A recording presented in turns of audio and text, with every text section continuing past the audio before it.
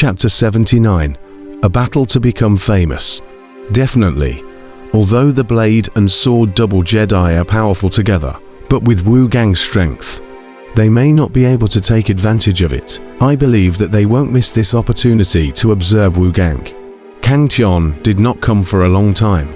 The periphery of the martial arts arena gradually resounded with some low voices. The crowd on the one hand sighed at Kang Tian's arrogance. On the other hand, they were also discussing the strength of the seven warriors of the Great Tang Dynasty. As the pinnacle of the young generation, the 7 heroes of the Great Tang Dynasty were always under the attention of the cultivation world, which was also considered a characteristic of geniuses. In a tall building near the martial arts arena, the 5 of them, Zhao Linga, Zhao Wuji, the blue-clothed old man, the yellow-clothed old man, and the old blacksmith, were also observing the arriving Wu Gang. "Old man, how are you? What do you think of the duel between these 2 little guys?" The little girl's third grandfather, the yellow-clothed old man, asked. On the side, the blue-clothed old man withdrew his eyes from looking at Wu Gang and shook his head. It's obvious that Wu Gang has already formed Dan, and the gap between the 2 is too great. Unless Kang Tian also forms Dan, there is no doubt in this battle. The old blacksmith nodded his head as well and said, "That brat old man has also seen a side of him. His talent is good, but he is too young. He is estimated to be not 20 years old. Maybe in 2 years he will be qualified to fight with the 7 warriors of the Great Tang." Both of them were not optimistic about Kang Tian. With their yuanying stage cultivation, they knew Kang Tian's cultivation as early as when they first saw him back then. The Kang Tian at that time was only at the 4th turn realm. Even if his talent was more powerful, he couldn't possibly be a match for the current 8th turn Silver Dan Wu Gang. However, the yellow-clothed old man didn't see it that way. He had only seen Kang Tian long ago and knew that Kang Tian had already reached the 7th turn realm. Although there was still some gap between him and Wu Gang, there was no guarantee that a miracle wouldn't occur. At this time, the little girl Zhao Linga on the side skimmed her lips and said, "You 2 old men stop crowing. This young lady just bought Kang Tian 1,000 lower grade spirit stones to win. If she loses, you 2 old men pay for this young lady." "What? You bought him to win?" The blue-clothed old man and the old blacksmith sniffed with a strange face. Although this girl is eccentric, but her own strength is not weak, not below the 4 masters of the imperial capital. Her eyesight should not be too bad. "Little girl, you're going to lose this time. Haha." The old blacksmith then laughed happily. Finally, he could take revenge on this little devil. "Old man, why are you laughing? How do you know that Kang Tian will lose? Dare you accompany this young lady on a bet?" Zhao Linga glared at the situation. "Old man is not good at betting." The old blacksmith sniffed with a look of disdain. The yellow-clothed old man on the side angrily rebuked, "Damn girl. You don't have any sense of decency all day long. Is a place like a gambling house something you can go to?" Zhao Linga was already used to the yellow-clothed old man's lectures and ignored him, sneering to herself at the old blacksmith. "Che, don't dare is don't dare. Old man, you're at least a yuanying stage expert, but you're so hypocritical. Little girl, you," the old blacksmith sniffed in anger. What this young lady said is not right. Have the guts to let's make a bet. If this young miss wins, you'll give this young miss a spirit weapon grade shovel." Zhao Linga shouted with her little face angled up. The yellow-clothed old man sniffed that head. This girl is still thinking about shovels until now. It seems that she's still dead set on it. This time, we must go back and lock her up for a few years, or else we won't know where to go to wreak havoc again. Zhao Wuji also has a black line on his face, so he just closed his eyes to see. The old blacksmith was irritated and couldn't speak. It wasn't that he didn't dare to bet with the little girl, but with his status, he really couldn't pull off a fight with the little girl, or else people would say that he didn't have the temperament. The blue-clothed old man guessed the old blacksmith's mind and said with a smile, "Old blacksmith, I think you'll just accept this girl's bet. However, Both sides of the bet need to have a stake. The old blacksmith's stake is a spirit weapon grade shovel. So what's yours, little girl? He said, looking towards Zhaolinga. Old man, how are you? The old blacksmith frowned at his words, but then the voice of the blue-clothed old man came to his ears. His face suddenly dawned. A hint of a smile flashed in his eyes, and he said to Zhaolinga, little girl, old man, how you is right. If the old man loses, he'll build you a spirit weapon grade shovel, but if you lose, you have to promise the old man that you won't be allowed to leave the imperial capital for 3 years. How about it? Do you dare or don't you dare? The old blacksmith looked at Zhaolinga with a smirk as he finished speaking. The blue-clothed old man on the side smiled and signaled to the yellow-clothed old man, as if to say, old friend, this is a good idea that the old man gave you, isn't it? Seeing this, the yellow-clothed old man smiled bitterly. If the old blacksmith really won this time, it would be good. At least it would be possible to restrain this little girl from going out of the imperial capital. But would it really be like that? Thinking about that youth who was all domineering, he was a little unsure. Maybe some miracle would really happen. Without waiting for the yellow-clothed old man to speak, the little girl on the side had already exclaimed, good. A word is a deal. Whoever goes back on his word, who is a turtle king's egg, bastard plus 3 levels, born son arsehole. The little girl was afraid that the old blacksmith would back out, and immediately issued some curses, hearing the old blacksmith's back chilling. Little girl, you are too vicious. The old man in blue smiled bitterly and shook his head. However, girl, you're bound to lose this time. It's better to pack up your clothes and prepare to return to the imperial capital. Ha.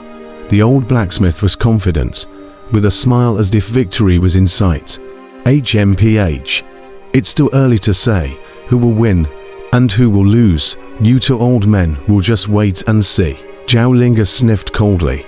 Right at this moment, a cry of alarm came from the square. Outside the martial arts arena, 2 figures came side by side. The people who came were a man and a woman. The woman's peerless face, the appearance of a city.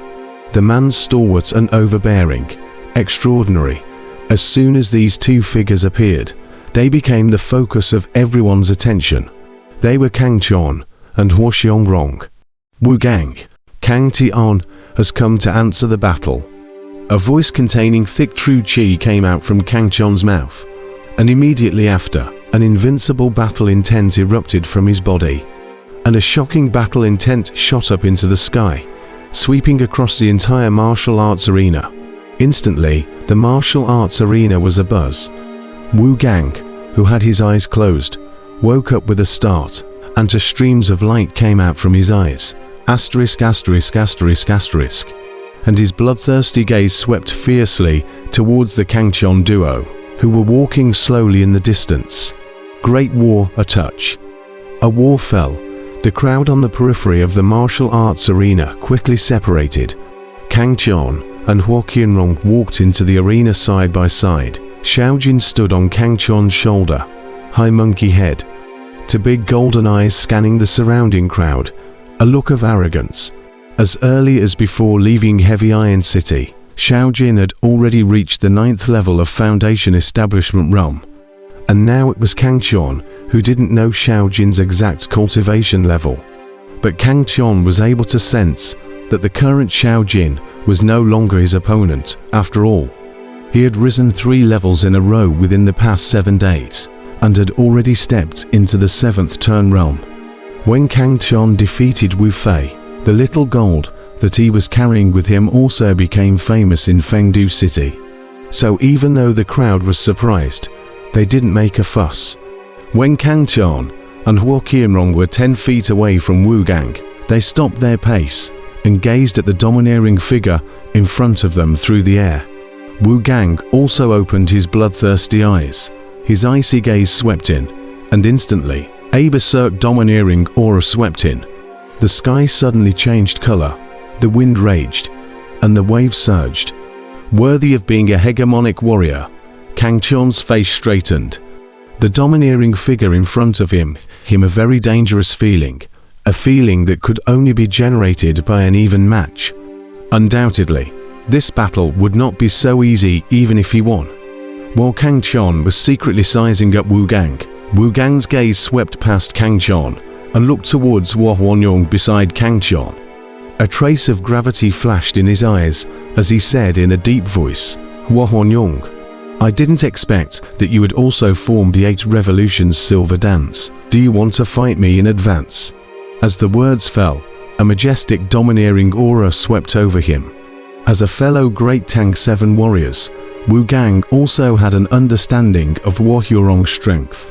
Although this woman did not show feng shui on weekdays, her strength was definitely not weak. Otherwise, she would not have formed the 8th turn Silver Dan. Although there was only a realm gap between the 7th and 8th revolutions, many geniuses were unable to suppress their cultivation by the time they reached the 7th revolution's realm and had to conjugate the Dan early. Even Wu Gang had just reached the 8th turn when he couldn't suppress his cultivation and had to conjure the Dan. In the cultivation world, cultivators who were able to reach the 8th turn Silver Dan were definitely geniuses among geniuses. Of course, if one was able to form the 9th transformation Golden Dan, then they would be a demon. At this moment, although Hua Huanyong had just formed the Jindan not long ago, Wu Gang did not dare to underestimate her, because whether it was talent or cultivation, he could not take advantage of her. However, Wu Gang obviously guessed wrongly about Hua Huarong's intention, only to see her gently smile and say, "Mr. Wu is mistaken. Today is the battle between you and Prince Kang Chon. My slave will not intervene." Saying that, she lightly moved her lotus steps and retreated outside the arena. Instantly, in the martial arts arena, only Kang Chon and Wu Gang remained. With the departure of Flower thinking wrong, it was as if a fuse had been detonated in the air, and a dreary and depressing atmosphere spread between the two. A hint of cracks also began to appear on the large ground where the two were apart. The crowd was in an uproar. The aura that the two unintentionally exuded actually crumbled the earth. What a terrifying power this was. Good, I had underestimated you. To be able to defeat my brother. You do have some ability. A hint of surprise appeared in Wu Gang's eyes. Then it was filled with excitement. He took out a long spear from his spatial ring and drank. "Show your weapon before fighting those guys. To have an opponent like you to warm up, today was not a wasted trip." Boom! Wu Gang's spear plunged into the ground, and a huge crack appeared on the ground, spreading towards where Kang Chon was. HMPH. In the distance, Kang Chon let out a cold snort. His feet were infused with true essence, and the ground suddenly burst into a burst of cracks spreading from Wu Gang's place suddenly came to an abrupt end. Raising his head, Kang Chon looked straight at Wu Gang and faintly said, "Make your move." After speaking, Kang Chon removed the long black blade from his back and handed it over to Xiaojin. Xiaojin grabbed the long blade and squeaked a few times to Kang Chon, then ran to Hua Qianrong outside the field. Watching this scene, Wu Gang's face sank. Kang Chon's arrogance made him angry. Although he had not yet fought, the anger in his heart was already burning. He felt that he was underestimated by Kang Chon. In fact, Wu Gang is wrong to blame Kang Chon. Kang Chon did not dare to underestimate Wu Gang at all, not to use the black long knife. That is because he is proficient in boxing. Otherwise, if he uses the rubbish knife, I am afraid that immediately by Wu Gang defeated. However, Kang Chon is also too lazy to explain. Both sides are friends and not enemies. Only one battle to solve. While the two were conversing, the spectators outside the arena were hooting and hollering. They couldn't wait. In a tall building, the two brothers, swordsman Teng Yijian and bladesman Teng Yichuan, coldly gazed at the two men holding each other in the martial arts arena below. Surprisingly, it's him. This is going to be a good show. Teng Yijian let out a soft laugh. Wu Gang was careless. He's bound to suffer a loss this time. Teng Yixian gazed at the field with a cold expression. His fists suddenly clenched up, emitting a loud crunching sound. Seeing this, Tang Yijian laughed. Don't be in a hurry. The good part is behind. I think they should have almost arrived at Fendu City. Tang Yixian sniffed. His eyes narrowed. In his radiant gaze, hot flames danced, and his bearish battle intent burst forth. In another tall building, the yellow-clothed old man, Zhao Linga, and the others were also looking on in anticipation. How? When did this brat progress so quickly? Surprisingly, he's already broken through the 7th turn realm. The blue-clothed old man, in amazement at Kang Chon, who was holding on to Wu Gang below,